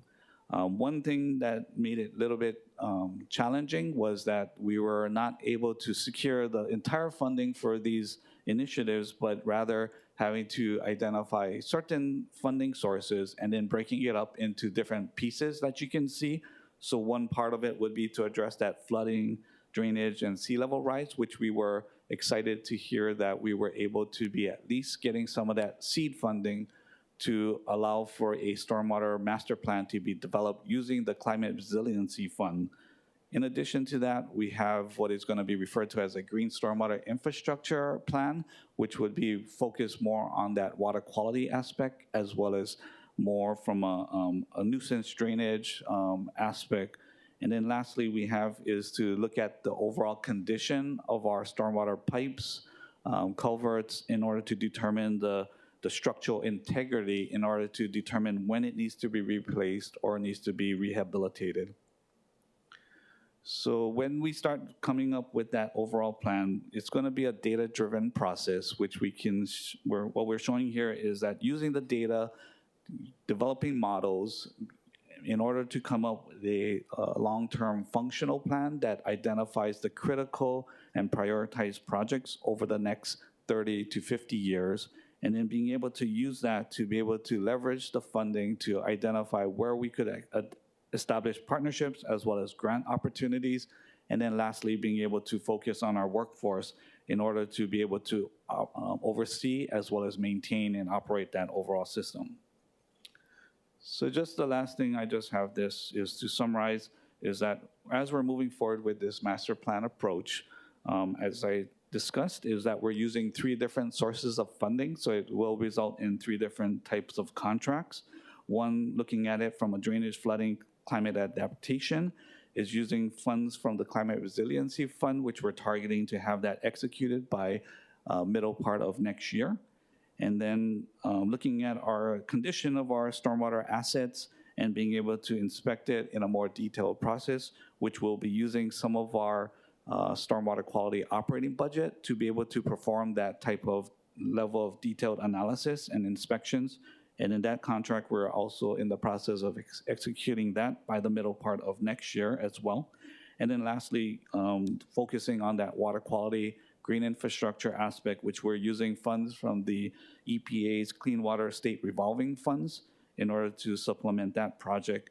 And then using that to be able to develop a loan agreement that will be able to establish by the later part of next year in 2026. So at this time, we just wanted to open it up for any questions, and then I'll turn it back over to our director, Jean Albano. So thank you again for allowing us to present on stormwater. I discussed the Trinity, the triangle is the most powerful shape. But however, if one of those points does fail, the most powerful resource then is nothing. So we hope that moving forward, we have council support to try and do the right thing as it relates to stormwater. Thank you very much, and we open it up to any questions that you may have. Thank you. Thank you. Okay, I would like to also welcome Councilmember Talba. Thank you very much. So members, we are in discussion, and we have Committee Vice Chair Okimoto. Thank you, Chair. And good morning, Director Albano. Thank you to you and your team.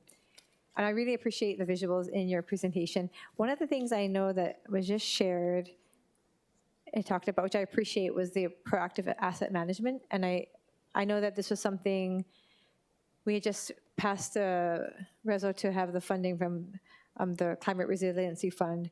This was one of the main topics. And one of the things I talked with the director of that department about was the importance of being proactive. And I think with your department, oftentimes your need is reactive. And so I appreciate you guys sharing, your department sharing what you're trying to do proactively. I saw that you had goals, your strategic plan. For me, if you could break it down into more immediate, this is a plan from 2023 to 2028 that you have, but what kinds of things are you doing, and how are we able to help you to be more proactive versus what tends to be the reactive nature of the department? Well, first thing is to be able to gather data, information to allow us to have a more overall master plan. And I think one of the struggles that the department has had is being able to fund a master plan. As the city tries to make sure that we have a balanced budget, we have to make sure that we identify where we can get funding for a master plan. It does not, unfortunately, come from CIP, and so it comes from operating budget, and therefore trying to be able to find operating funding, in this case through the CRF, is one step forward. And I think if there's continued investment in the master plan, we ultimately can get to a proactive state versus reactive. Randall, do you want to add to this? No, thank you for that question. So like what Jean just mentioned is really using data and doing the analytics, being able to make those informed decisions. So by using the data, which we do know it exists, it's just we haven't had the opportunity to really aggregate all that information and use it for the purpose of being able to do something more from a long-range planning standpoint, from a year-to-year standpoint. So what we can see is that where you might start experiencing some of those choke points, where there's capacity issues in terms of why we're experiencing flooding issues.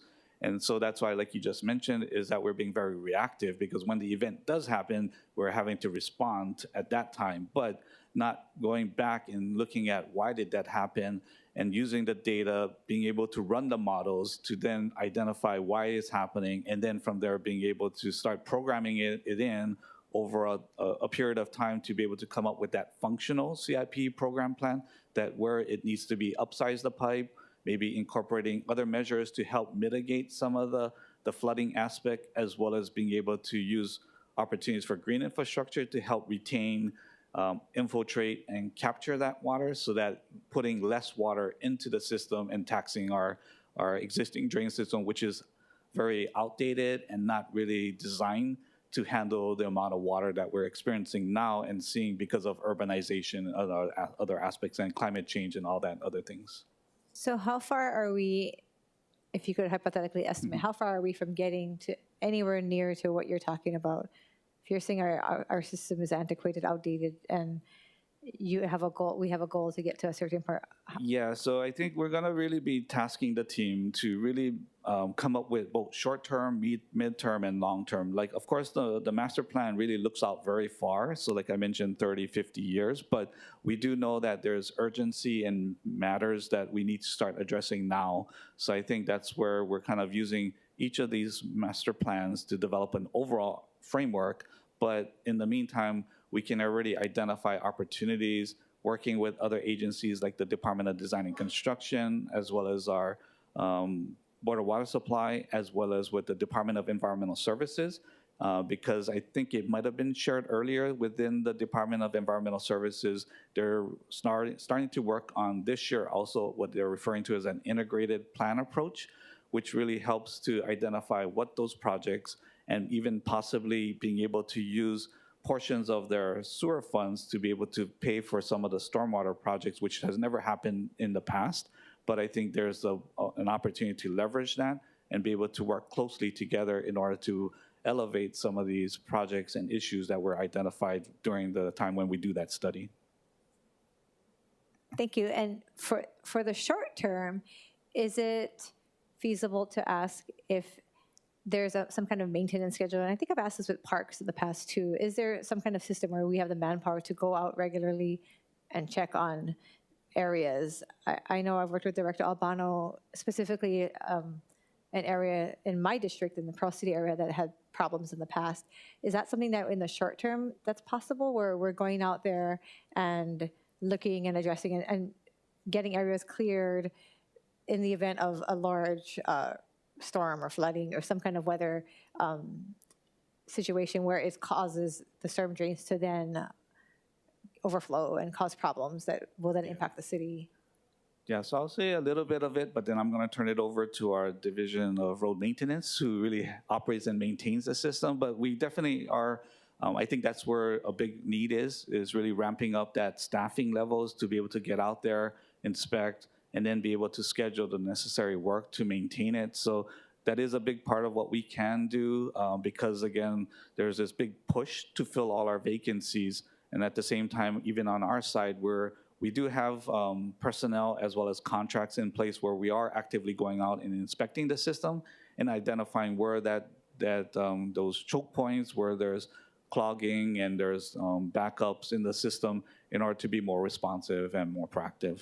Thank you. And I do want to know, I know that Director Albano shared with us the many gains that you guys have made in filling these vacancies. So I appreciate the efforts done in that area. Hi, good morning. Morning. Thank you for the question. Tyler Sugihara, Chief of Road Maintenance. So as far as our stream maintenance goes, part of it, one of our tasks has been we created a work order system with CityWorks. So that is just starting to come online. And then we're going through a stream inventory, creation of a stream inventory on a GIS map-based product. And so that we know where the streams are. So in the past, like with roads, when they get dedicated over, we have specific locations and those sort of things. With streams, it's not quite as clear. And so then we never had really a mapping system to clearly show all of the streams. So that's part of it. Knowing what we have to maintain will help us being more proactive in the future. One of the hampering points that we had was our vacancy rate. It used to be at 45%. We're now about 33%. So we made quite a bit of improvements on that. We're still working with, a lot of it. There was a lot of disconnect because of the stream permit. We hadn't had the stream permit from 2001. We were running under a gentleman's agreement with the Army Corps of Engineers to continue performing maintenance, but the permit expired in 2001, although we had our renewal application in, so we were operating under the permit. But in 2010, we were told to cease and desist stream maintenance work because we didn't have a permit. So when we got the stream maintenance permit in 2017, that reemerged our stream using heavy equipment in the streams. And so that has now started back up. And then we've gotten some new heavy equipment like the long reach excavator. So the first one we got, unfortunately, because we deal with a lot of seawater locations, as you notice in the stream mouth opening, a lot of corrosion took place, and we weren't really prepared for it to corrode as fast as it did. And so we previously had 2 units. One of them had to be deadline because of the corrosion. And so we're operating with the one remaining, and then we're obtaining a second one. So once we have those equipment, those will help us move forward with increased stream maintenance. The other aspect which we just, did some improvement is we didn't have a construction equipment operator training program for about 10 years now. And so it's been mostly in-house, but there's been no certification process. So earlier this year, we did acquire a driver and heavy equipment training coordinator. And so she's taken this program under her wing, and she's made great strides. So the city is now a third-party commercial driver's license examiner. So the city can now issue its own commercial driver's license to our employees. So that's something that's never happened. I think the only other third party is at the MTL bus. So they're able to certify their bus drivers. So now we're able to certify our city CDL commercial driver's license drivers. So that will open up a lot of promotional opportunities as we get these people trained.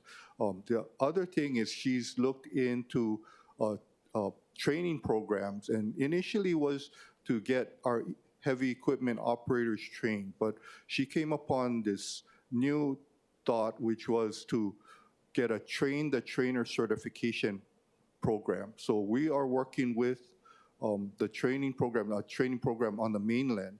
They're gonna come down, send over the trainers to certify our trainers, our most experienced equipment operators, to become trainers so that they can in turn certify other operators and go through training programs. So this we will actually have a bona fide city heavy equipment training program.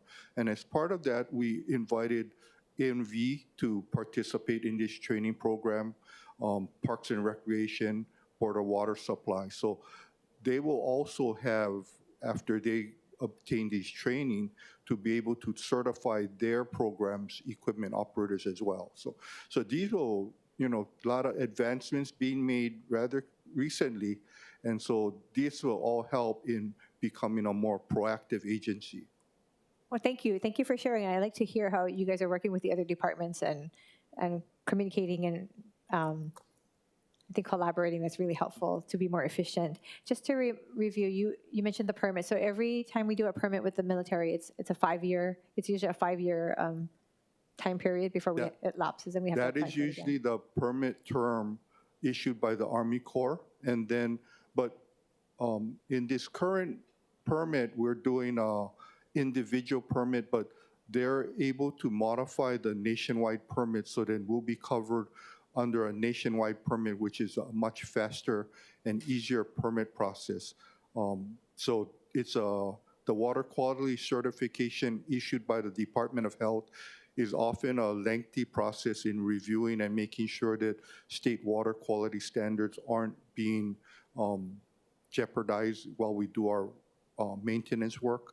And so in the past, that had been the stumbling block in 2001, why we couldn't get the permit renewed. So under the nationwide, it's a blanket certification. So it will be easier in the future moving forward so that we don't have to worry about not having a permit and being unable to perform work.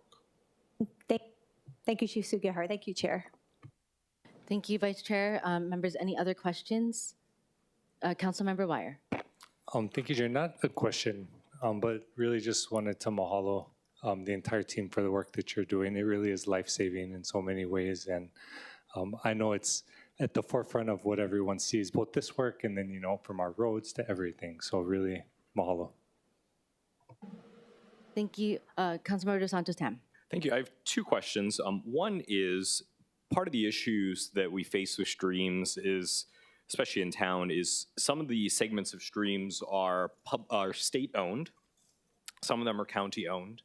And for many streams, it's a little bit of a patchwork. Have we explored either an exchange of jurisdiction or perhaps an MOU where we as a city could go in and maintain a portion of the state-controlled stream and vice versa to help streamline and make the maintenance more efficient? Have we explored that?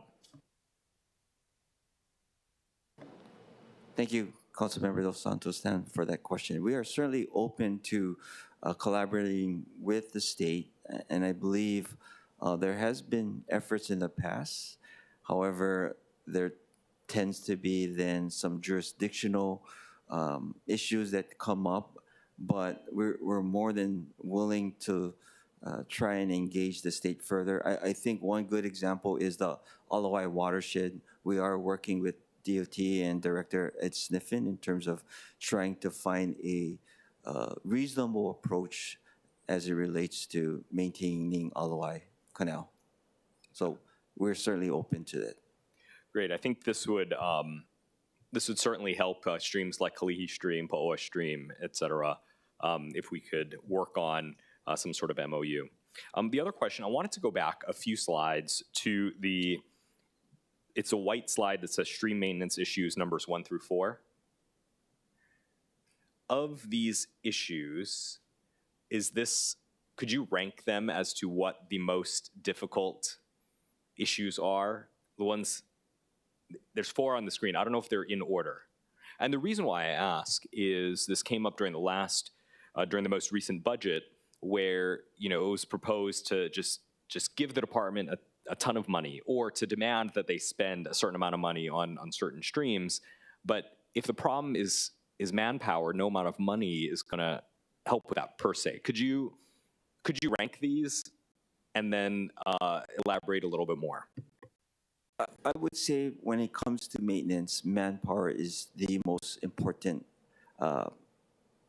resource that is needed. And as Chief Sugihara mentioned, we are making big strides in my third year of being director, and we are hopeful that as we continue to hire key positions, that efficiency, responsiveness, frequency of maintaining the streams will improve. So you can rest assured that we have made big strides in hiring, and you should hopefully see some good results as it relates to being able to be much more proactive in maintenance. Secondly, is likely equipment.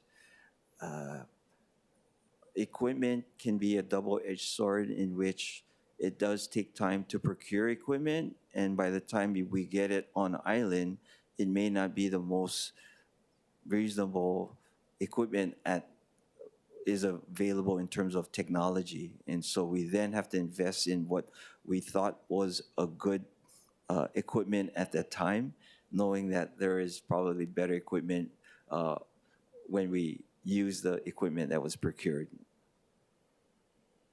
And maintenance of the equipment, that probably is the third in terms of just being able to compete globally to get parts in a timely manner. And that's just the reality being in the middle of the Pacific Ocean. Okay, and then last question.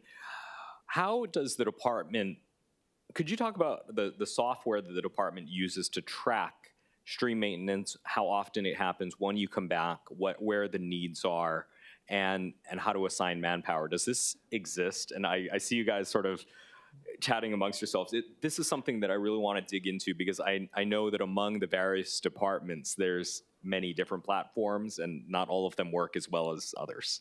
Absolutely. Within our own department as well. Each division has its own approach when it comes to asset management, and I will ask one of the fellows behind me to further elaborate, or a few of the fellows.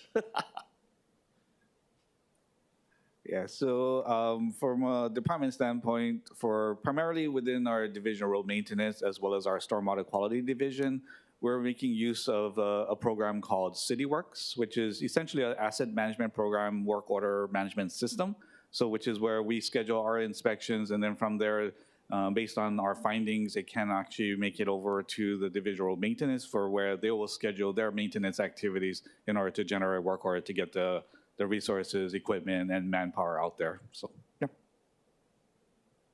What about the other divisions? Yeah, so we jointly pay for our CityWorks license with the Stormwater Quality Division. And actually, we did talk with the DIT director, and he fully supports, he understands, he knows all about CityWorks and how it's a great tool used across the nation in different municipalities. So we utilize it as a work order system. Back in the early 90s, Road Division created a work order system via this thing called the Maynard system. And the DIT at that time created it for Road Division. And so we would track the equipment. So we'd open a work order and then prepare the crews for performing that work, and then document how much time it actually took to perform that work. So, but with the Y2K, it kind of disappeared because it was a DOS-based system. And so it took all that time from 2000 until probably like 2015, when we finally were able to start up CityWorks, or acquiring CityWorks. So we've started it first in our sidewalk work order system and road maintenance. And then more recently, we included the storm drain and stream maintenance. So each of these tasks are now documented, and how much material, equipment, manpower were used to gain estimates for future work. And so this is how we move forward, and then estimating, you know, we're kind of behind the eight ball because we hadn't done it for so many years because of the stream permitting issue. So we're still behind. We're catching up, but then now we're getting good data to move forward, so we know how long it will take, what equipment was best to be used, and then we can create estimates. So we also track materials as well, so we know all the costs, the disposal costs, estimates, and then, of course, it'll hopefully the vegetation clearing will be reduced in future years as we don't let it grow as high. So right now it's taking quite a long time because we hadn't done it for a while. So we anticipate it'll be better in the future. Okay, great. I really appreciate hearing just that you're aware of these issues and working on them, and this seems to be a common thread between many of the departments. So I'm not picking on DFM in particular, and we'll actually probably in the Government Affairs Committee have some discussions about this further. Thank you, Councilmember Dos Santos Tam. Are there any other questions? Okay, so I do have a few questions before you move to testimony. I do have a question as it relates to the DEM authorized stream mouth access.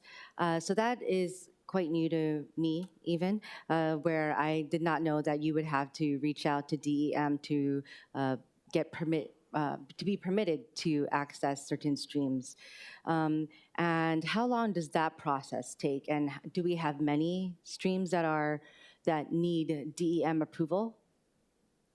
From my experience, in many cases, when we get DEM approval, it's because of the threat of flooding from imminent storms that are coming in. So we will preempt any potential flooding and open the mouth ahead of time.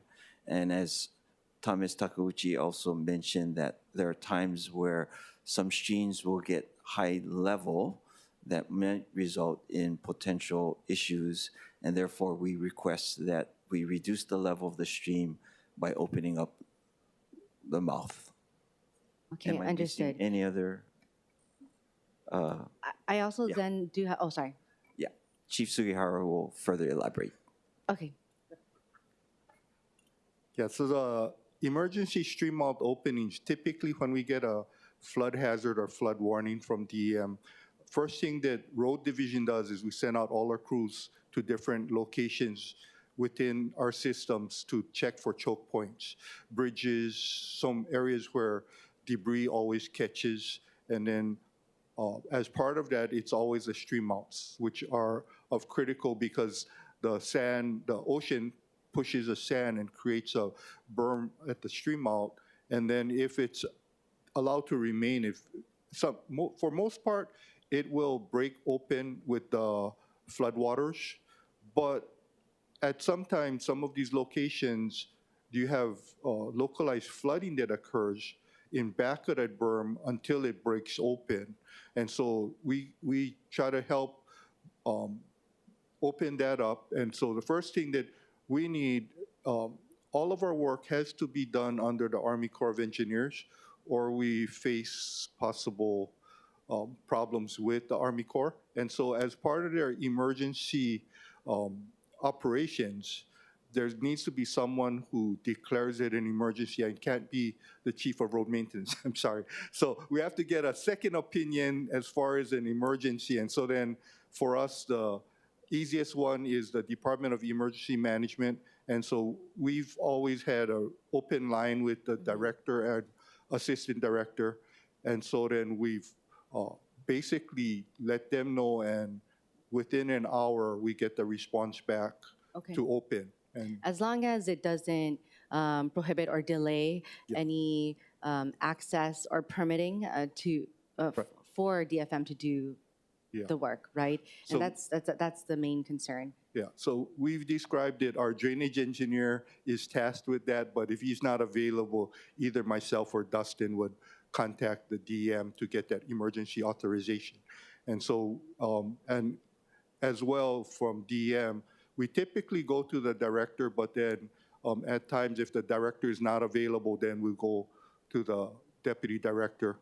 Okay, I do have a question as it relates to when we are working on emergencies as well as responding to streams that may be at a high level of risk. So Does that then impact the current or proposed schedule of stream maintenance? Because we do know that there are delays that occur. And so when we do have emergencies, so how does that impact the So schedule? if we find like a log that's blocking a stream, of course, that's going to be first priority to, although it's not scheduled, we'll pull it out of line and take care of that emergency condition. And so the situation with our streams is we often only have access or viewpoints from bridges. A lot of it is behind people's homes, and so that's why we ask the public or council members even if you know of locations, because some of your constituents report to you first. And so if you folks know about it, then let us know and we can schedule something like that, especially if they notice like a tree log that might end up blocking a bridge or something like that, then that would be of interest to us. We appreciate the like Honolulu stream. I know there's a lot of severe vegetation buildup, so we'll be going back in there. We've heard your risers come through, and so we are planning to perform some maintenance there shortly.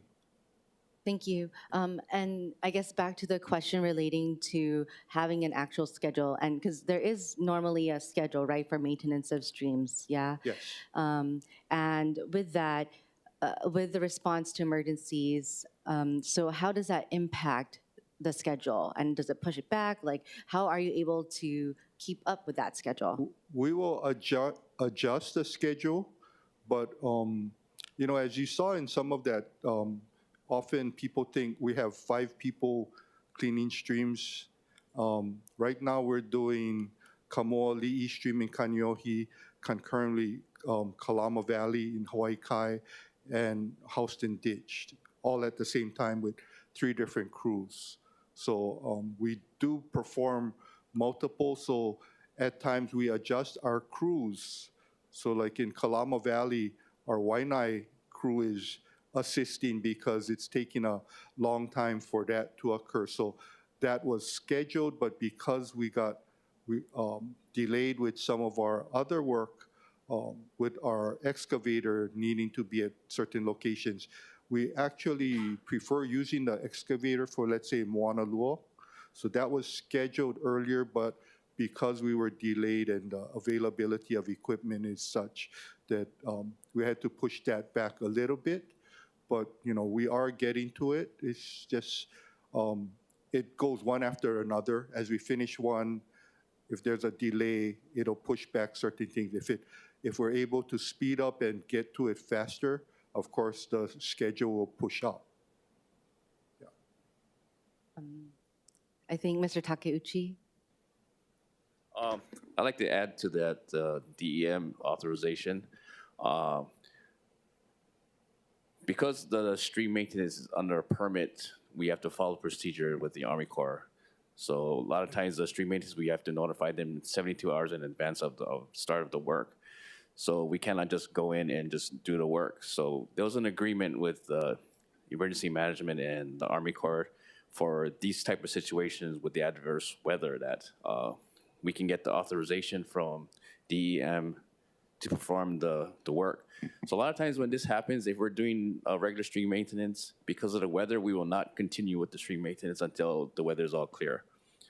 So that's why we can just basically put a halt on the work and work on these emergency openings. And then once everything passes, then we return back to the regular maintenance. Thank you. Do you assess the potential for flooding and overflow issues when you determine how the schedule is adjusted?